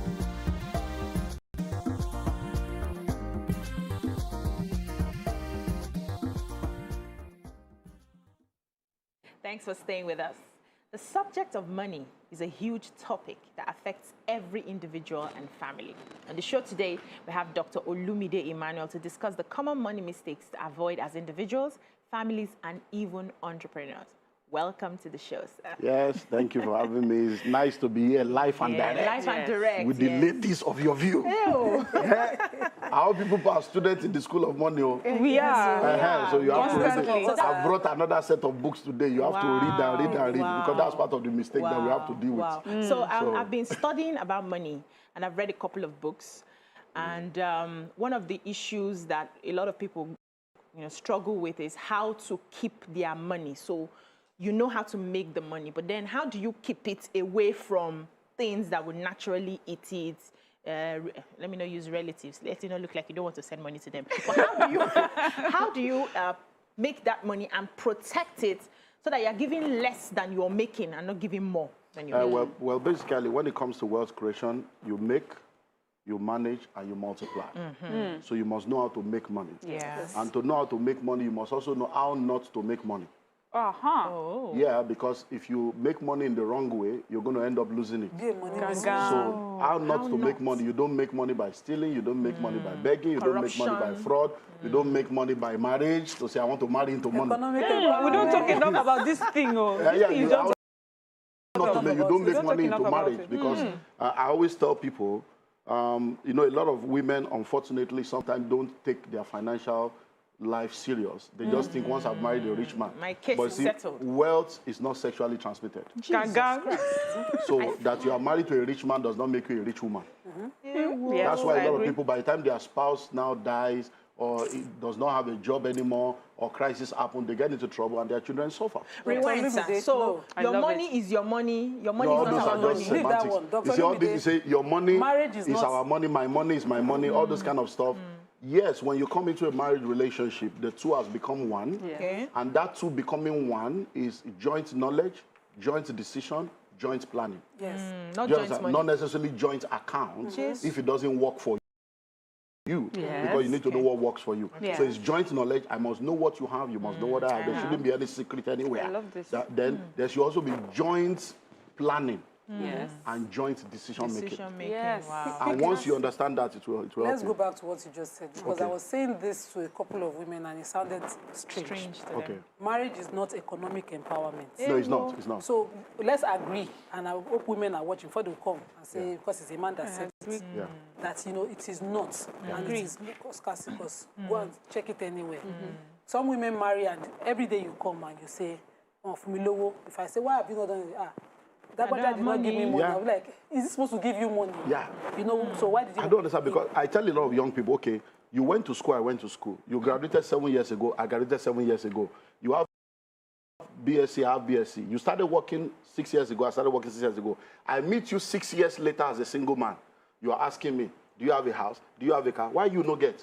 We have both been working for 6 years. What have you been doing with your own money for the past 6 years? Then when I now meet you, I should now carry all your responsibilities. So marriage is we love each other and want to build a life together. And everybody should come in with 100, not 50-50. Not 50-50. You come in with 100% commitment to do all you can. The other person comes with 100% commitment to do all they can. And when you come into marriage, it doesn't matter whether the man is rich or not. For your own personal fulfillment, you were not created for marriage. That's not your marriage. Is not your destiny. It is not that the creator said, "Let me send her go and marry." That's not your destiny. That's just one of the things that you require to continue to fulfill destiny. And once you understand that, because I keep wondering, on one side, you want the man to do everything for you, you are a liability. On the other side, you are talking woman empowerment. Who put you in bondage? You can't mix it. You want to be liberated from who? Nobody stops you from making your own money. Today now, even if you are a full-time housewife with wisdom, you can make money online, you can make money from home, you can do a lot of stuff. So I believe very strongly that once people understand that making money is the first level, but you need to know how not to make money. Yes. Which is some of the things I've said, including don't wait for inheritance. So you want your father to die before you make money and all this stuff. Because any money you did not work for, any money you didn't work for, you don't have the wisdom to manage it. I just feel and that. if you go online now, you find out that many lottery winners, within the first 12 months to 24 months, the money is gone. True. Because you grow. So if you jump up, you will come down. If you grow up, you will stay up. Rewind, sir. Any money you didn't work for. Any money you did not work for, you don't have the wisdom to manage it. I agree. Do you understand? That's why when I tell people, no matter what, let your spouse, your wife work. When a woman is not working to earn money, she won't know how difficult it is to get money. Yes. So when she says, I need this, you give her 100,000, I still need 100,000. Have you gathered 100,000 yourself? Your own labor, as people do 100,000. So sometimes, and unfortunately, people don't discuss these things because it's a tough issue in marriage. When we talk about marriage, the things that cause, because apart from my major stuff is relationship, finance, and leadership. So that's my 3 major areas. And when we talk about marriage, a lot of people don't realize that the top 3 causes of marital problem is communication, sex, and money. And people don't want to talk about that money issue. It's a difficult conversation. You don't want to talk about that money issue because the way a lady's mind works is different from the way a man's mind works. And when we come into a relationship and we understand that, look, I love you, I'm ready to do everything for you, but let's face reality. And that's why I tell men, always make sure you do full disclosure. Let your wife know this is all we have, so that you will know whether you have a wife or a knife. A knife. Hi. Because if my wife knows my salary is 750, I didn't have this my payslip, and you are asking me for bone straight, you are asking me to change your car, then I begin to ask, hey, you know your bone straight, your destiny no straight. You want bone straight. You want bag and shoe to match, whereas your destiny is not matching your bank account. Wow. You have only 2 legs. Wow. You want to buy shoes like I not to buy. I love shoes. I love shoes. If you love shoes, buy shoe, produce shoe, manufacture shoe, sell shoe, market shoe, design shoe. So if a man is earning 750 and you are asking him to buy you a brand new car, then you are a thief or you are a criminal. But if the man does not let you know how much he earns, women like children think that their father is the most powerful. So women will think, my husband get money, he gets something where they are. So for me now, all our bank account, my wife has the token, has the code. If I say, what's the code for that one? So if you now see what is there, and you are demanding for what is greater than that, you will explain I'm returning yourself. token and code. Whoa, this is awesome. I think that's why they're not doing. I'm returning everything. And I don't want to know again. But before you're coming, I think this is what it was used for me personally. Because I remember when I started my life, and then I'll present bill. I want this, I want that, I want that. The guy just keeps saying, see it. Share it. Give me my transport fare. No, that's it. Anything you want to do with it, do with it. You will now realize so that. I had sense quickly. And wow. So, the topic today was really to understand some costly mistakes that we should not make. But I'm thinking we should talk about how not to make money. Because it's really important. You have started with the marriage one because a lot of people have based their happiness on finding that man that can take them out of poverty. And then they find themselves in that marriage and they're still not happy. And now you're explaining to us that if you want to be rich and if you want to have money and be happy, it's not necessarily a man that can do that. What other relationship mistakes are we making? looking at it like it is something that would get us money, apart from marriage. You see, like I also say, you don't make money by begging. We have all this breadwinner syndrome. As if, okay, if somebody is winning bread, what do you do? Your hand break. Can't you start your own bakery? Somebody is a breadwinner. And then because of this entitlement mentality, you know, because we have this entitlement that anybody that has money is because of us. You know, even for us, it's because of us that God is blessing people like you. So that he can bless us. People. What is family for everyone? I'll be not to help each other. So many of this entitlement mentality, you have a rich man. Years ago, a man walked into our bookstore and then he was just complaining. And because of what I also do, I also happen to be a pastor. So I'm like, maybe this guy needs counseling or help to pray. So I said, sorry, are you okay? He said, you know, I just came from school. This is my uncle, you know, these rich people. So I'm like, any problem? He said, I came to see him and I told him I needed money. I asked for 64,000. He just gave me 30,000. I said, did he know you were coming? He said, no.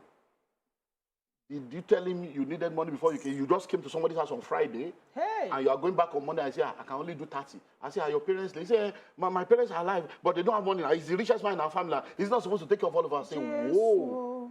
You come into a man's house on Friday night. He's not aware you were coming. He said, sorry, we need to, and he gave you 30. And now he's a bad man. Those are part of the entitlement mentality. So and that's why you find out that when people, it's part of the reason why we have a problem in Nigeria. You say politicians are corrupt. Then your cousin becomes a governor. And all of you, how much is his salary? But so we're also enablers then. So if you're the rich man, you're also enabling that you're enabling them. You're now saying, okay, so the guy will have to steal to settle all of you because he wants to meet us.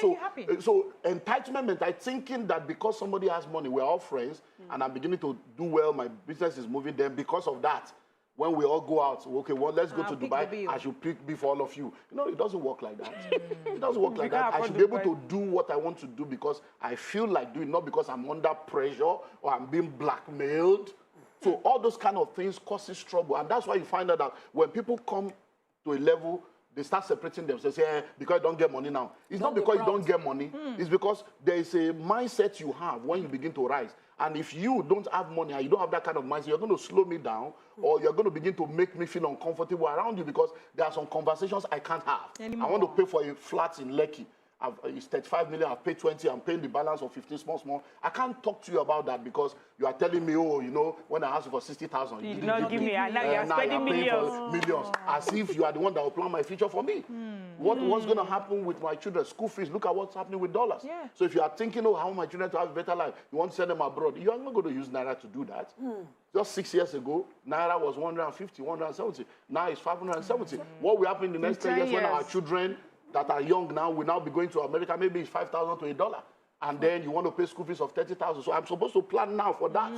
So I can't say because you're my friend, you're my family, I will now stop that. That's why it's called extended family. So anything that is not nuclear is extended. Now waiting rich, now with the share. Okay, Dr. Olumide, there's an impression you give family. Because just yesterday, me and my sister-in-law were on this topic. Our fathers lived this life.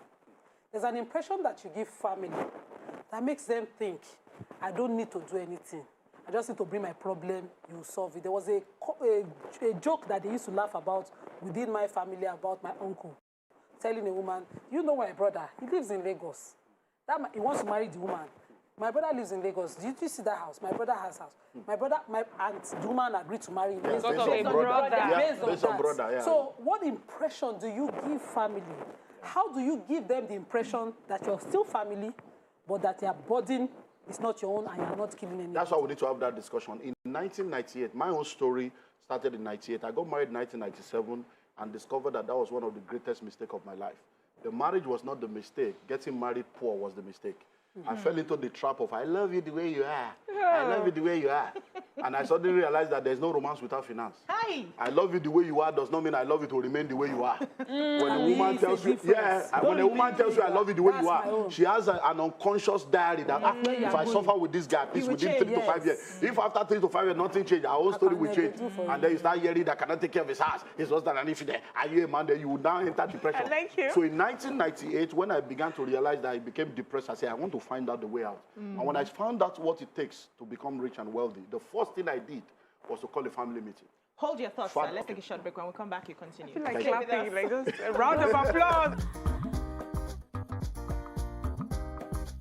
Stay tuned. Your View will be right back. My son has always dreamt of being in this.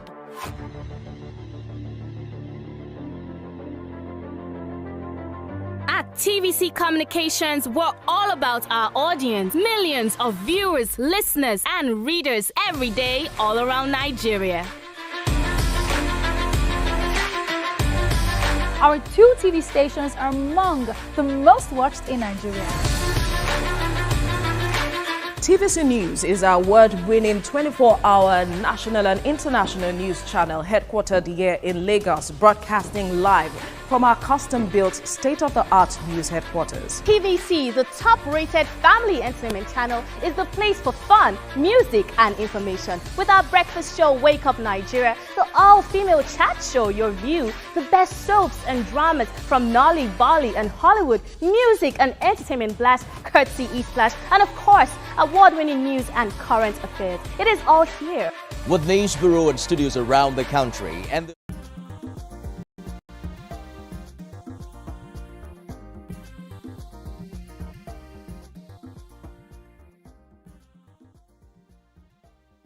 Welcome back. You were giving us an analogy. Yeah, so the first thing I did was to call a family meeting. I'm the firstborn in my family. And you have all this firstborn bondage. In other clan, we call it the black tax. So you are the first, you should take care of every other person. And then they hand over people to you, people I didn't give birth to. So I called the family meeting, father, mother, and all my siblings. And I said, look, I've just realized that the way out of poverty is not all this fasting, prayer, and all this religion. Religion is more dangerous than the devil. So we need to understand that to create wealth. saying that? Religion is more, I don't believe in religion. I actually hate religion. Religion has caused more trouble in this world than a Christianity is not a religion, it's a relationship, it's a way of life. And it should be humanity at work, love at work, not all this stuff that we have turned it to. So I told her, I said, look, father, mother, everyone, I've learned this. So number one, daddy, mommy, these are your children, they are not my children. I am telling you today, they are not my responsibility. So let them plan. And all of you, don't look at me as firstborn breadwinner. What I have learned, I'm going to be doing a 4-day seminar. All of you must be there to come and learn what I've learned. We are all poor now. I want to start practicing it. So that when it begins to blow, you won't say, you didn't tell you. Number one. Then you parents, I said, honor is not a levy. Because there's also this, you are not taking care of your father. You have all this emotional blank. Even though this breast where you suck, what's all that? The Bible says, honor your father and mother. The same honor, it says, honor the Lord with your substance. It's not a levy. It's something you do out of honor. It's not a tax. So I say, parents, honor is not a levy. You gave birth to me, I didn't give birth to you. The Bible even actually says that it is the parents that lay off for the children, not the children that lay off for the parents. So you people should release me to go and pursue this thing. And wonderful parents, wonderful, everybody understood. They understood. And I started that journey. Between 2008 and 1998 and 2001, I went on the journey and my story changed. When my story changed, I returned in 2001. And so between then and now, my parents have been on salary every month. I said, daddy, mommy, finally. So you people allowed me to be able to do this, so it was easier because person when they carry, they carry person. If you are carrying a 50 kg cement, you can't run as fast as someone that has no load. You people allowed me to run. So in 4 years, things have changed. And what I did, which you need to learn again, is I put a check for 1 year in one envelope for my dad, another one for my mom. Don't give your parents money the same way. No, we don't. Give them separately. Because when you go, it will cause trouble. And I bought them a brand new car. Between then and now, I bought them maybe 3 or 4 cars in the last whatever year. So I say, from today till you die, what you eat is no more a problem. But it's not a levy. Do you understand? Because they allowed you to grow. So we need to understand, because those are how the things. Because parents give birth to children they can't train. Every year, your wife, they get belay as if you are trying to win an award. You give birth to children like sardine. Rich people have just 2 children. 3 max, except those that have polygamy. You that is poor man, every year, take it, and if this one don't make her, this one will make her. Just the bomb picking, all of them are looking like that 1 year apart, like Kwashoko. And then we are killing. So poor people create trouble for themselves. You give birth to children you can take care of. You are looking for male and female. Who told you that? Every male you have, you already have a female waiting to come and marry them. So if you have 2 female, they are in your house, you have 2 male being raised in another family that will come and marry them. Add them to your prayer, add them to your planning. If you have 2 male, you have 2 female being raised in another family that will come and marry them. Add them to your prayer, add them to your planning. But I want to have boy. Then Abigail, you born 4 girls. Then by the time you are waiting for the boy, when the boy now arrives, he arrives as 1 boy, 1 girl again. You become 5 girls, 1 boy. And then your salary is 70. Your wife is selling bakery or selling church card. and then you say it's one devil in the village. It's one village people troubling you. You are the village people. Most of what we call generational curse in this climb is not a curse, it's generational ignorance. It's generational lack of planning. Your grandfather worked in Nigerian Railway. Your father worked in Nigerian Airways. Now you are in NIPOS. In what way is that a generational curse? It's a generational choice. You all chose to be civil servants. You chose that nobody will be an entrepreneur. Your grandfather didn't build your house, you didn't build. Now, you are now saying, it's not, no, it's not. Have you noticed that all over this Lagos, illiterate are the landlord, educated ones are the tenants? Yeah. Yeah. You went to school, you think you are doing big boy, big girl, you go to buy car of 7 million, they rent house of 2.5 million, the landlord is an illiterate. And they are calling you Oga tenants. Oga tenants. Please, sir, I want to take you somewhere. Well, first, your story reminded me of when, as a teenager, my younger brother, the many years between us, and my mom would say for me to teach him his homework. And he would not want to listen. He would be screaming, this is child abuse. And I went to go and meet my mom. I said, see, he better learn his school book now because I'm not going to grow up. I'll be paying anybody any money then. You know, I don't know how it came to be, but I don't felt, better sort yourselves out now quickly because I'm not going to be sorting you out later. But, you know, a few days ago, we discussed this story about a pastor lady who talked about people who are rich should have only rich friends. You know, I'm just summarizing it, yes, paraphrasing it. So you should have only rich friends. You cannot be, or else almost like those who are not rich will drag you down. And the thought generally was like, no, you need all kinds of people to be friends with. Was she right or were we wrong? Okay, now, I don't know why you brought that up, but I think that's why you brought it up. That message was actually preached in my church. Oh! Yeah, just 2 weeks ago. Oh. So if you go online, you see my name there. I was the one who was saying, Dr. Lumide, because that message was preached in my church. Okay. And give us the context.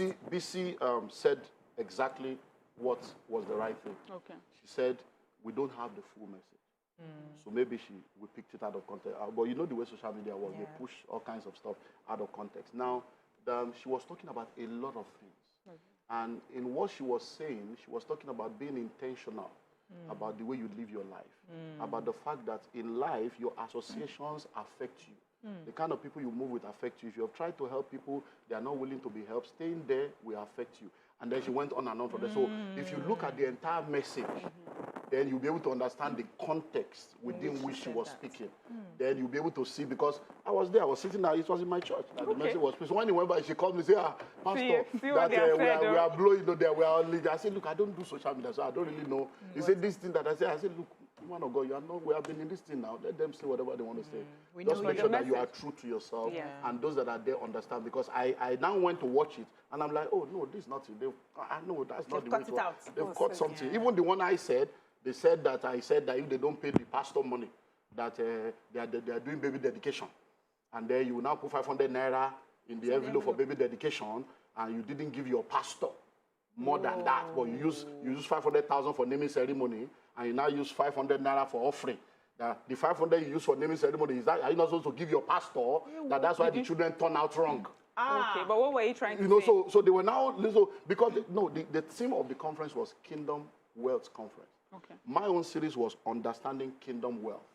That kingdom wealth is a wealth that has its source in God, and the kingdom has its purpose.